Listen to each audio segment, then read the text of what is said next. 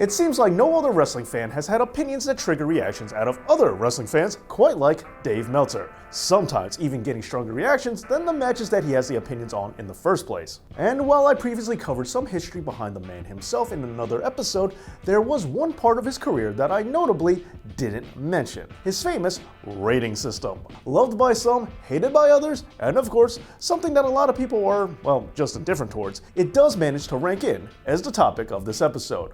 Because today, Dave knows Dave Meltzer's star rating scale. Now, as famous as Dave Meltzer has made his star rating system, it's interesting to know that he didn't come up with the concept, nor is he even the first wrestling journalist to use it towards wrestling matches. The idea actually came from TV Guide, which would rate films and shows with a star rating, and it was none other than Jim Cornette that suggested to use the idea for wrestling matches. However, he didn't suggest it to Meltzer, but rather his friend Norman Weasel Dooley, who had a wrestling publication out of Louisville called Weasel's World of Wrestling, which Cornette was a photographer for. From there, Dooley began rating matches with star ratings in 1979. The idea quickly caught on, and many wrestling writers began doing the exact same thing, including the Wrestling Observer newsletter published by Dave Meltzer. However, throughout the years, many of these other publications just stopped printing, and as Meltzer's popularity grew, he simply became the most associated with it. Now, before we get into any more interesting notes about the rating scale, let me just get a few things out the way. First and foremost, and because I don't want to keep repeating this throughout the video, let me just say that all the information here is as of this recording. And I know that should go without being said, but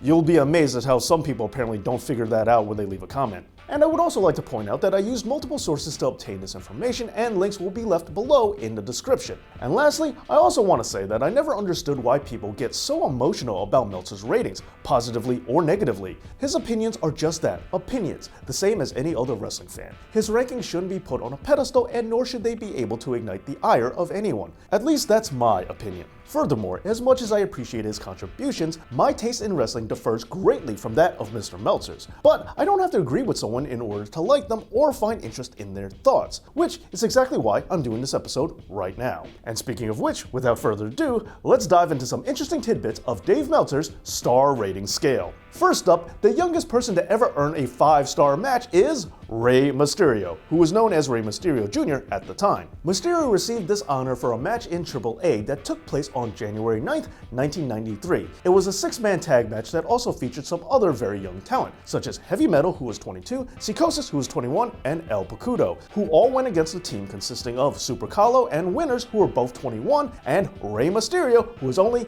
18 years old at the time. On the reverse end of the spectrum, the Giant Baba was the oldest wrestler who was involved in a 5-star match at 56 years old. But now this was another tag match. The oldest wrestler in singles competition at 47 years old is Chris Jericho for his match with Kenny Omega. But now I think it's time to bring up one of the more notorious aspects of the star rating system, and one that has garnered a lot of controversy among modern wrestling fans, and that's breaking the scale. Because at Wrestle Kingdom 11, Kazuchika Okada and Kenny Omega would put on a 6-star match. Many fans were furious about this match breaking a 5-star system, but what many of them don't realize is that this wasn't the first time. Okay, let's review some history, because early on in his publication, Meltzer issued ratings known as duds, matches that did not receive even a single star, or even a fraction of a star for that matter. And with many people understanding the system to range from 1 to 5, a dud or 0 stars can be seen as breaking the scale, but from the bottom.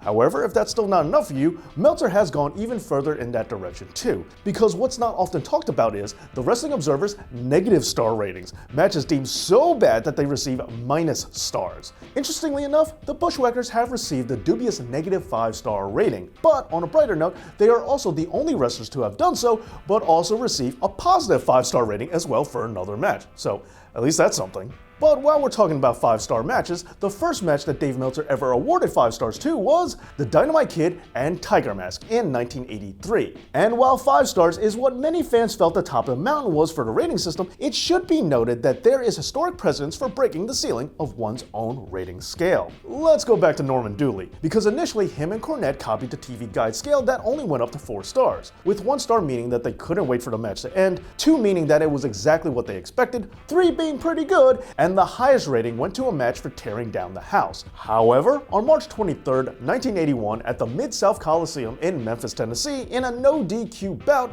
Jerry Lawler and Terry Funk would put on a match that was so wild and so violent that Dooley would award the match 5 stars, breaking his own rating system. The following year in 1982, Meltzer would begin the Wrestling Observer and copied the 5-star system. And while we know that Meltzer has dropped well below 0 stars on occasion, and we know that the very publication that Meltzer was copying from did eventually break its own top rating, and we also know that Meltzer himself would do the very same, the match that broke the Meltzer scale is not the match that many of you think it is. Because while Kenny Omega and Kazuchika Okada might be the first to score 6.25 stars, as well as being the first to score 7 stars, it doesn't mean that they were the first to go above 5, contrary to what many people believe. Nope, the first ever Wrestling Observer 6-star match of all time happened on June 3rd, 1994, in All Japan Pro Wrestling. Oh, and might I also point out that while Dave Meltzer does get criticized for being New Japan biased, All Japan has actually received the most matches rated 5 stars or above out of any single promotion. In fact, New Japan even went through a 15-year drought from 1997 to 2012, not receiving a single match rated 5 stars or more,